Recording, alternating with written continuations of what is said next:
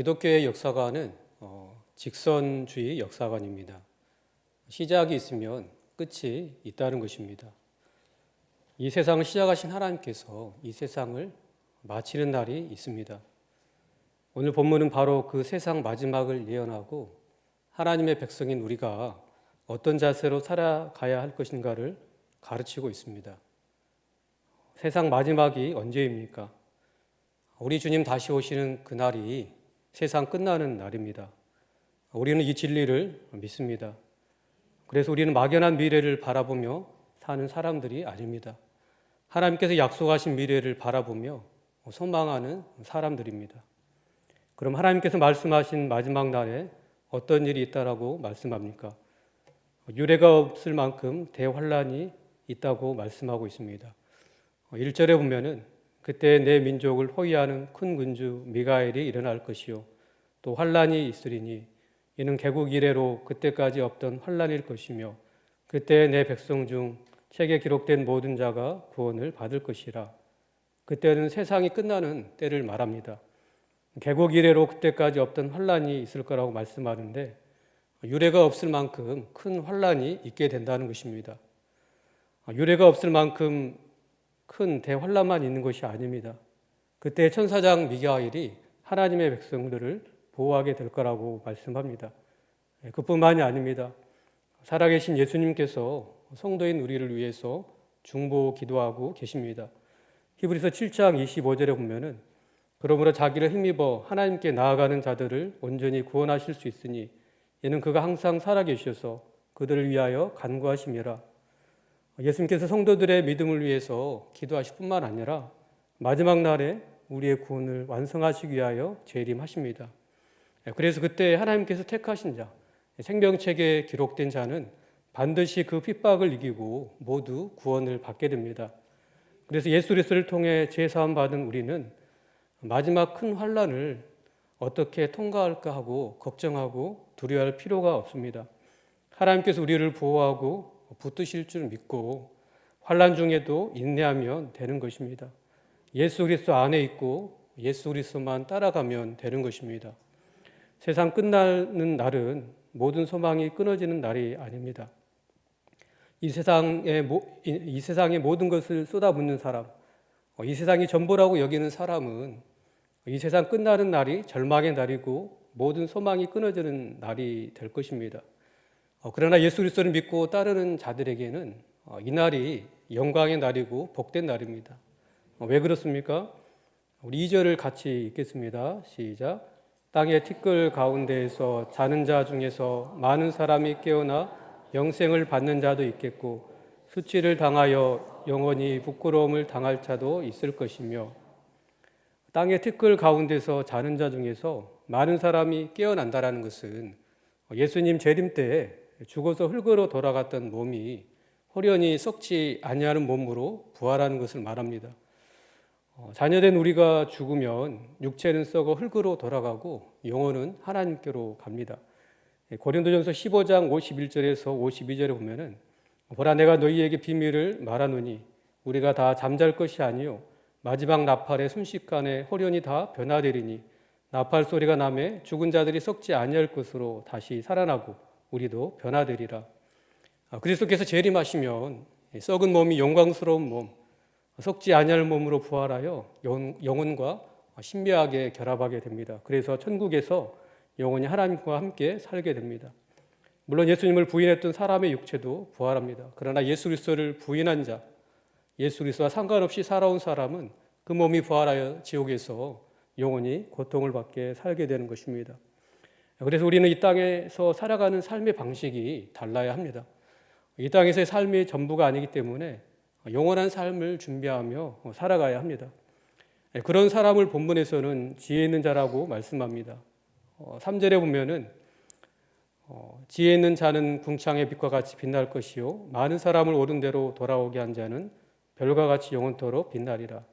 지혜 있는 자란 종말의 때에 환난을 당하여서 그렇게 신앙을 버리는 사람이 아니라 그렇게 종말의 때에 큰 환난이 있을지라도 믿음을 버리지 않는 신앙을 버리지 않는 성도를 말합니다. 10절에서도 지혜 있는 자가 나옵니다. 우리 10절을 같이 읽겠습니다. 시작. 많은 사람이 연단을 받아 스스로 정결하게 하며 희귀할 것이나 악한 사람은 악을 행하리니 악한 자는 아무것도 깨닫지 못하되 오직 지혜 있는 자는 깨달으리라. 사람들이 똑같이 대환란의 시기에 환란을 당하게 됩니다. 그런데 두 부류로 나눠집니다. 지혜 있는 자와 악한 자로 이렇게 나눠지게 되는데, 지혜 있는 자는 대환란의 시기에 당하는 환란을 통해 주님 오실 날이 가까웠음을 깨닫는 사람입니다. 그리고 10절 말씀처럼 환란을 연단의 기회로 알고 더욱 하나님 앞에서 정결하게 자신의 신앙을 유지하고자 힘쓰는 사람입니다. 그리고 더욱 주의 일에 힘쓰는 사람입니다. 그런데 악한 자는 아무것도 깨닫지 못하고 평소처럼 악을 행하는 것을 멈추지 않는 사람입니다. 마태복음 24장 38절에 보면은 홍수전에 노아가 방주에 들어가던 날까지 사람들이 먹고 마시고 장가들고 시집가고 있으면서 노아는 하나님의 심판의 메시지를 듣고 방주를 예비했습니다. 그러나 사람들은 노아를 통해 증거되는 이 심판의 메시지를 들었지만 단 한 사람도 귀를 기울이지 않았습니다. 그냥 평소처럼 먹고 마시고 장가들고 시집 갔습니다. 여전히 세상 일에 바빴고 여전히 육신의 정욕들에 살았습니다. 세속적인 일에만 관심을 두었습니다. 오히려 심판의 메시지를 전하는 노아에 대해서 조롱하고 무시했을 것입니다. 노아가 전하는 심판의 메시지에 대해 깨닫지도 못했습니다. 그러나 노아는 하나님의 메시지를 듣고 방주를 예비했습니다. 사람들에게 심판의 메시지를 전했습니다. 노아가 그렇게 할 수 있었던 이유가 뭘까요? 우리 창세기 6장 8절을 같이 읽겠습니다. 시작. 그러나 노아는 여호와께 은혜를 입었더라. 노아가 하나님을 예비하고 또 심판의 메시지를 깨닫고 심판의 날을 준비할 수 있었던 것은 하나님의 은혜를 입었기 때문입니다.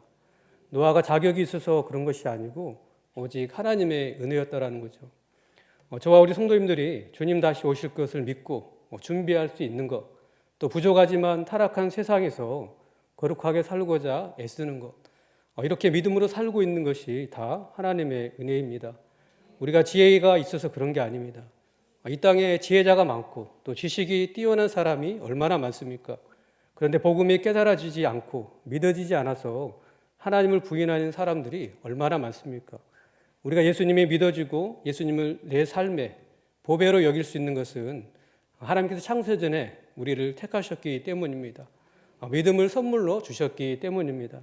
끝까지 믿지 않고 대환란의 시기가 와서 큰 고통을 당해도 깨닫지 못하고 여전히 평소처럼 세속적인 일에 집중하고 죄를 짓는 것은 하나님께서 그렇게 정하셨기 때문입니다.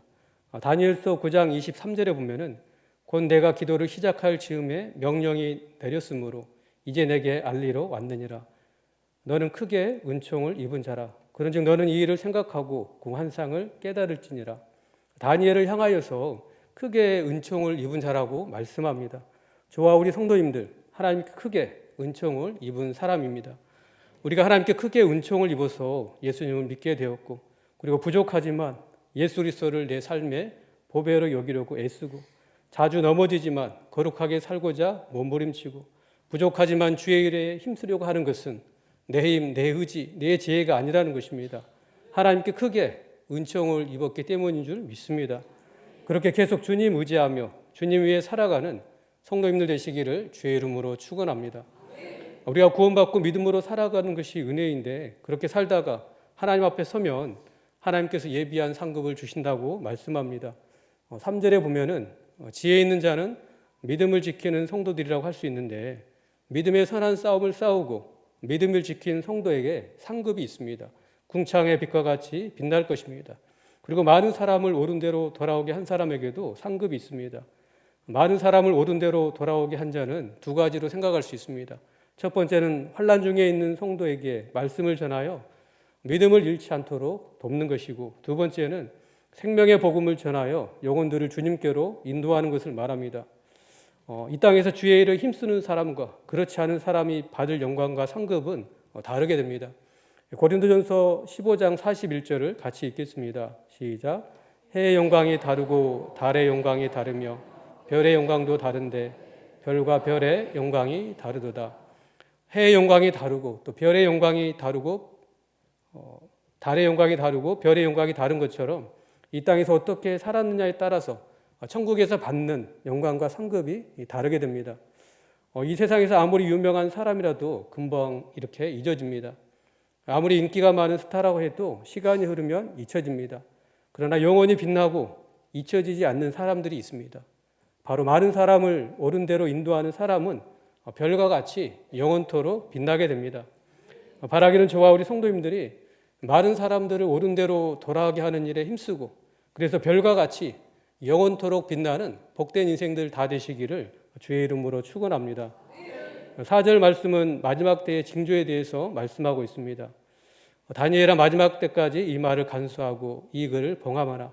많은 사람이 빨리 왕래하며 지식이 더하리라. 봉함하라는 말은 원어로 이 사탐인데 아무도 보지 못하게 하라는 의미가 아니라 잘 보관하여 이 예언이 성취되는 것을 지켜보라는 의미입니다. 그리고 마지막 때의 징조에 대해서 말씀하고 있는데 많은 사람이 빨리 왕래하며 지식에 더한다고 말씀합니다. 그러자 다니엘이 이렇게 묻습니다. 우리 5절 6절을 같이 읽겠습니다. 시작.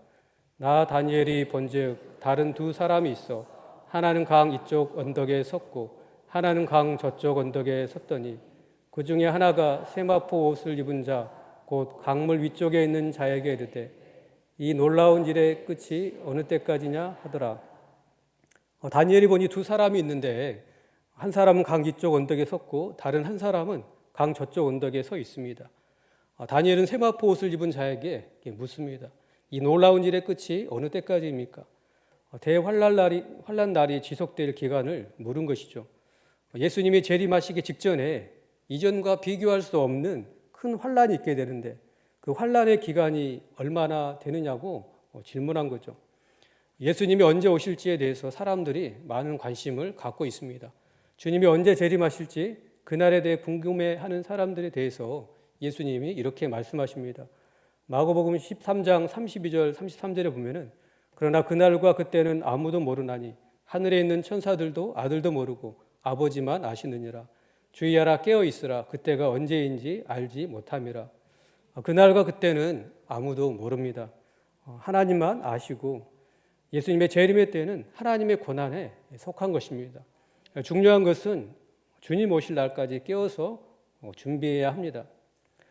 다니엘이 마지막 환란의 기간이 어떻게 되느냐고 물었을 때 7절에서 이렇게 말씀합니다. 내가 들은즉 그 세마포 옷을 입고 강물 위쪽에 있는 자가 자기의 좌우 손을 들어 하늘을 향하여 영원히 살아계시는 이를 가르쳐 맹세하여 이르되 반드시 한때 두때 반때를 지나서 성도의 권세가 다 깨지기까지이니 그렇게 되면 이 모든 일이 다 끝나리라 하더라. 반드시 한때 두때 반때가 되리라고 말씀합니다. 마지막 환란의 기간을 문자적으로 한때를 1년으로 해석해서 한때 두때 반때 3년 6개월로 해석하기도 하고 또 상징적으로 해석하기도 합니다.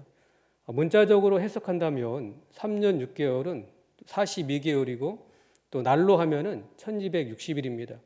그래서 어떤 때는 대환란의 기간을 42개월로 또 어떤 때는 1260일로 표현합니다.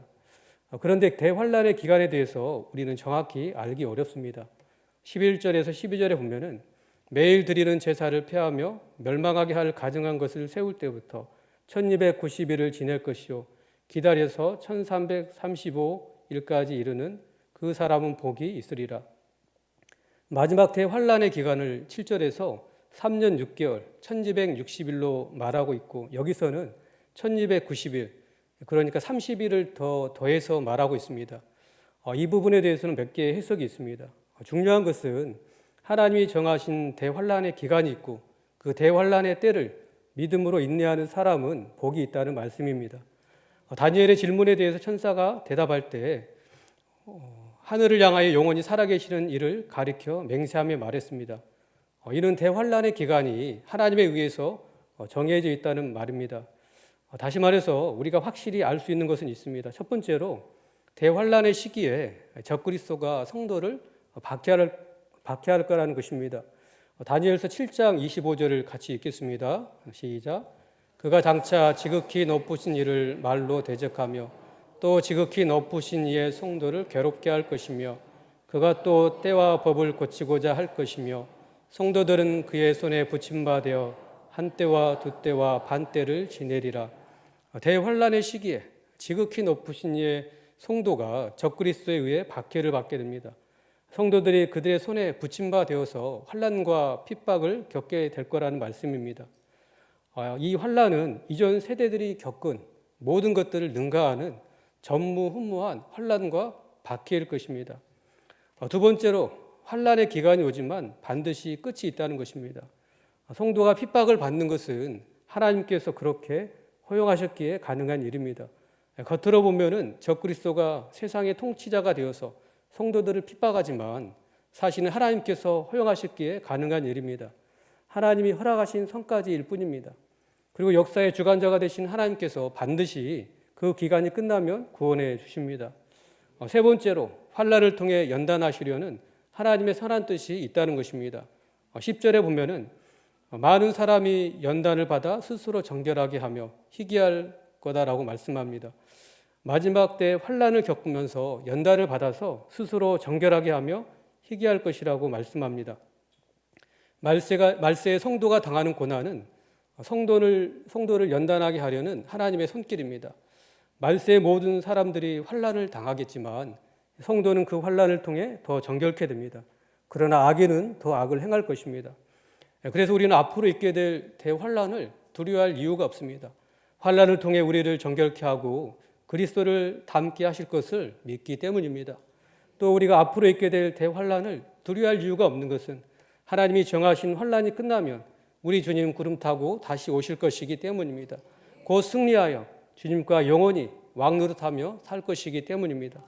중요한 것은 주님 오실 날이 가까웠음을 알고 우리는 깨어 있어야 되고 주님 오실 날을 준비하며 살아야 됩니다. 주님은 종말에 대해서 우리에게 꼭 필요한 부분까지만 알게 하셨을 줄 믿습니다. 성경이 말하고 있지 않은 부분을 억지로 해석하려고 알려고 할 필요가 없는 것입니다. 알려주고자 하지 않은 것들에 대해서 알려고 애쓸 필요가 없습니다. 왜냐하면 우리가 알아야 할 분량을 가장 정확히 측정하고 계시는 분이 우리 주님이시기 때문입니다. 하나님은 다니엘이 지금까지 보고 들은 것으로 만족하기를 원하셨습니다. 중요한 것은 9절에 갈지어다라는 단어입니다. 쉬운 성경과 영어 성경에 보면은 Go your way, 내 길을 가라라고 이렇게 번역하고 있습니다. 무슨 말입니까? 성도의 길을 가라는 말인 줄 압니다. 옳은 길, 생명의 길, 의의 길, 예수 그리스도를 따르라는 것입니다. 다른 길은 없습니다. 우리는 이 길을 따라가야 합니다. 끝까지 예수 그리스도 안에서 살아야 합니다. 주님의 오실 날을 깨어 준비하며 살아야 됩니다. 이 세상이 어떠하든지 우리는 우리의 삶의 방식대로 주님을 위해 그렇게 쭉 그 길로 가면 됩니다. 믿음으로 살면 된다라는 것입니다. 주님이 이 땅에 다시 오실 것은 정해져 있습니다. 우리 요한계시록 22장 20절을 같이 읽겠습니다. 시작. 이것들을 증언하신 이가 이르시되 내가 진실로 속히 오리라 하시거늘 아멘 주 예수여 오시옵소서. 주님 속히 오신다고 말씀하셨습니다. 이 말씀대로 우리 주님 곧 오실 줄 믿습니다. 이 믿음으로 어떤 자세로 우리가 살아야 되겠습니까? 우리 마지막 13절을 같이 읽겠습니다. 시작. 너는 가서 마지막을 기다리라. 이는 내가 평안히 쉬다가 끝날에는 내 몫을 누릴 것입니다. 쉬운 성경으로 한번 같이 읽겠습니다. 시작. 너는 마지막까지 내 길을 가거라. 내가 죽어 평안히 잠들어 쉴 것이다. 너는 마지막 날에 일어나서 내 상을 받아 누릴 것이다. 가서 마지막 날을 기다리라. 이 말씀을 너는 마지막까지 내 길을 가라. 또 이렇게 해석하고 있습니다. 무슨 말씀입니까? 주님 반드시 재림하실 것을 믿고 인내하며 믿음으로 계속 살아가라는 말씀입니다. 평소에 하던 일을 계속하며 살아가라는 것입니다. 말세에 있을 대환란을 두려워하지 말고 지금 있는 곳에서 평소에 하던 복음 전하는 일, 또 가정에서 자녀 돌보는 일, 직장에서 맡겨진 일, 교회에서 맡겨진 사역을 계속 믿음으로 감당하며 살아가라는 것입니다. 큰 핍박과 환란이 있을 것이지만 계속 믿음을 지키며 살아가라는 말씀입니다. 세상과 타협하지 않고 옳은 길 가라는 것입니다. 생명의 길 예수 그리스도를 계속 따라가라는 말씀입니다. 이것이 말세를 가장 잘 준비하는 삶인 줄 믿습니다. 그렇게 살다가 주님 오시기 전에 천국 갈 수 있습니다. 그러면 우리는 천국에서 안식하게 됩니다. 참 쉼을 얻게 됩니다. 그리고 예수님이 재림하시면 흙으로 돌아갔던 육체가 부활하여서 영광스러운 몸으로 변화됩니다. 13절 말씀처럼 끝날에 내 몫을 누리게 될 줄 믿습니다. 하나님께서 예배하신 상을 받게 됩니다. 생명의 면류관을 받아쓰게 되고, 또 디모데후서 4장 8절에 보면은 의의 면류관이 예배되어 있는데 그 의의 면류관을 받아쓰게 되는 줄 믿습니다. 주님 다시 오시기 전 대환란이 있게 될 것입니다. 그러나 두려워할 이유가 없습니다. 역사의 주관자이신 하나님께서 정하신 기간까지만 환란이 있기 때문입니다. 하나님께서 천사를 통해 우리를 보호해 주실 것이기 때문입니다. 주님 반드시 속히 오셔서 영광스러운 몸으로 부활하여서 영원히 살 것을 믿기 때문입니다. 우리가 이 땅에서 주의 일에 수고한 대로 끝날에는 내 몫을 누리게 할 것을 믿기 때문입니다. 다니엘에게 너는 가서 마지막을 기다리라고 말씀하셨던 것처럼 오늘 우리에게 이렇게 말씀하십니다. 너는 가서 마지막을 기다리라. 마지막까지 내 길을 가라. 말세에 있을 환란, 또 지금 당한 환란에 대해 두려워하지 마시기 바랍니다. 지금 있는 곳에서 평소 하던 복음 전하는 일, 또 가정에서 자녀 돌보고 직장에서 맡겨진 일을 감당하고 교회에서 맡겨진 사역을 계속 믿음으로 잘 감당하며 그 길을 가는 우리 성도님들 되시기를 바랍니다. 지금 핍박이 있고 또 앞으로 큰 환난과 핍박이 있겠지만 계속 믿음을 지키며 살아가시기 바랍니다. 세상과 타협하지 않고 옳은 길, 의의 길, 생명의 길 가시기를 바랍니다. 그래서 별과 같이 영원토록 빛나는 복된 인생 되시기를 주의 이름으로 축원합니다.